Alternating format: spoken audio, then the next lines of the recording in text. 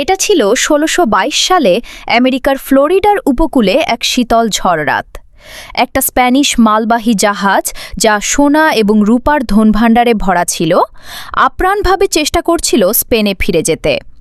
কিন্তু যখন এটা ফ্লোরিডার প্রণালী পার হচ্ছিল, তখনই একটা ভয়ঙ্কর হারিকেন আছড়ে পড়ে এবং মুহূর্তের মধ্যেই জাহাজের বিশাল মস্তকগুলো ভেঙে যায়।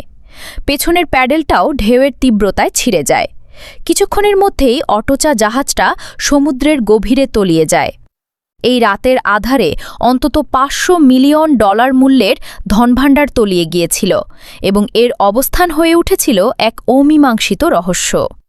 তবে ৩০০ বছর পর সমুদ্রের তলদেশে লুকিয়ে থাকা এই অমূল্য ধনসম্পদ অবশেষে আবিষ্কৃত হয় এবং সেগুলো যে পরিমাণ মূল্যবান ছিল, সেটা কেউ কখনো কল্পনাও করতে পারবে না। মূলত যখন অটোচা জাহাজটা সেই ভয়ঙ্কর রাতে ডুবে গিয়েছিল, তখন এটা ফ্লোরিডা কিজের একটা প্রবাল দ্বীপে তলিয়ে যায়, যা ছিল ২০০ মাইলের ছোট দ্বীপপুঞ্জের একটা অংশ মাত্র। সেই সময় জাহাজটার অবস্থান সবারই জানা ছিল, কিন্তু কয়েক সপ্তাহ পর আরেকটা হারিকেন এসে জাহাজটাকে টুকরো টুকরো করে ফেলে এবং সমুদ্রের তলদেশে এর ধ্বংসাবশেষ ছড়িয়ে দেয়, অথচ অবস্থান যেন চিরকালের জন্য হারিয়ে যায়। তবে এর ধনসম্পদের রেকর্ড কখনোই হারিয়ে যায়নি। এই জাহাজে ছিল ১৫০টা সোনার বার, ১০০০টা রূপার বার এবং ৫০টারও বেশি খাজানার বাক্স। সব মিলিয়ে আজকের দিনে এই সম্পদের মূল্য ছিল প্রায় $৫০০ বিলিয়ন। সময়ের ব্যবধানে অনেকেই এই ধনভাণ্ডার খুঁজতে এসে প্রাণ পর্যন্ত বিসর্জন দিয়েছে, কিন্তু কেউই এর খোঁজ পায়নি। কিন্তু আমেরিকান গুপ্তধন সন্ধানকারী মেল ফিশার ছিল ব্যতিক্রম, যিনি তার পুরো জীবনটাই ডুবন্ত অনুসন্ধানে ব্যয় করেছিলেন এবং তার স্ত্রীকে সঙ্গে নিয়ে ক্যালিফোর্নিয়ার একটা ডাইভিং স্কুল পরিচালনা করতেন, যেখানে তিনি ৬০,০০০-এরও বেশি মানুষকে ডাইভিং শিখিয়েছিলেন। আর এই অটোচার গুপ্তধনের লোভে মেল এবং তার পরিবার রাজ্য পরিবর্তন করে ফ্লোরিডায় চলে আসে এবং সেই ধনভাণ্ডার খুঁজতে শুরু করে। খুবই কম সরঞ্জাম ছিল, একটা নৌকা এবং কিছু মেটাল ডিটেক্টর নিয়ে তারা অনুসন্ধান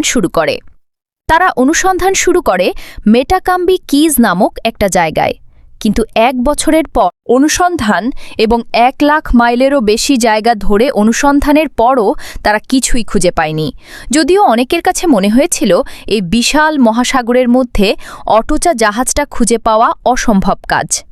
কিন্তু মেইল একটা গোপন অস্ত্র পেয়ে গিয়েছিলেন ঐতিহাসিক ইউজিন লায়ন। অটোচা কোথায় ডুবে গিয়েছিল তা জানতে তিনি স্পেনের সিভিল আর্কাইভে গিয়েছিলেন এবং সেখানে একটা ডকুমেন্ট খুঁজে পান। এটা ছিল জাহাজডুবির ৪ বছর পরের একটা নথি, যেখানে একটা অনুসন্ধান কার্যক্রমের কথা উল্লেখ ছিল। সেই অনুসন্ধানটা মার্কেসাস কিজ নামক একটা স্থান থেকে পরিচালিত হয়েছিল, যা মেল যে জায়গাটাতে খুঁজছিলেন তার থেকে ১০০ মাইলেরও বেশি দূরে ছিল। মেল এবং তার দল তৎক্ষণাৎ তাদের নৌকা স্থানান্তর করে নতুন এই জায়গায় এসে অনুসন্ধান শুরু করেন। কিন্তু এখন তারা গভীর পানিতে খুঁজছিলেন এবং তাদের বড় সমস্যা ছিল সমুদ্রের গভীরের দৃশ্যমানতা। যদিও পানির উপরের অংশ পরিষ্কার ছিল, কিন্তু তলদেশের ড্রাইভাররা তাদের হাতও ঠিকভাবে দেখতে পাচ্ছিল না। তাই মেল একটা চমৎকার উপায় খুঁজে বের করেন। তিনি তার নৌকার সাথে ২টা বড় টিউব সংযুক্ত করেন, যেগুলো প্রপেলারের সামনে দিয়ে নামানো হতো। এই টিউবগুলো পানির উপরের পরিষ্কার পানি নিচে পাঠাতে সক্ষম ছিল, যা ড্রাইভারদেরকে খোঁজার জায়গা পর্যন্ত পৌঁছে দিত। এটা শুধুমাত্র পানি ময়লাই পরিষ্কার করছিল না, বরং এটা একটা বড় গর্তও খনন করছিল এবং বালের নিচে থাকা যে কোনো কিছুকে চমৎকারভাবে ফুটিয়ে তুলছিল। তারপর 1971 সালে একদিন বালের নিচে জাহাজটার একটা বিশাল নোংরা আবিষ্কার করেন। যদিও এটা কোনো মহামূল্যবান সম্পদ ছিল না, তবে এটা ছিল তাদের প্রথম ক্লু যে সম্ভবত আসল ধনভাণ্ডার আর খুব বেশি দূরে না। তারপর আরও কিছু প্রাচীন জিনিসপত্র উঠে আসে, যেমন কাপ, তলোয়ার, কামান বল এবং জাহাজটা একত্রে রাখার জন্য ব্যবহৃত লোহার নোক পর্যন্ত। সবকিছু ট্র্যাক করার জন্য তারা একটা মানচিত্র তৈরি করতে শুরু করেন, যেখানে প্রতিটা খুঁজে পাওয়া জিনিসের অবস্থান চিহ্নিত করা হয়েছিল। কিছুদিন পর মানচিত্রে একটা স্পষ্ট রেখা তৈরি হতে শুরু করে এবং তারা সিদ্ধান্তে পৌঁছায় যে অটোচার ধনভাণ্ডার সম্ভবত এই রেখা বরাবরই কোথাও থাকবে। কিন্তু 2 বছর অনুসন্ধান করার পরেও তারা মূল্যবান কোনো কিছুই আবিষ্কার করতে পারেনি। এদিকে মেলের অর্থও ফুরিয়ে আসছিল এবং যদি খুব তাড়াতাড়ি তারা কোনো ধন সম্পদ খুঁজে না পান তাহলে তাকে এই অনুসন্ধান বন্ধ করতে হবে।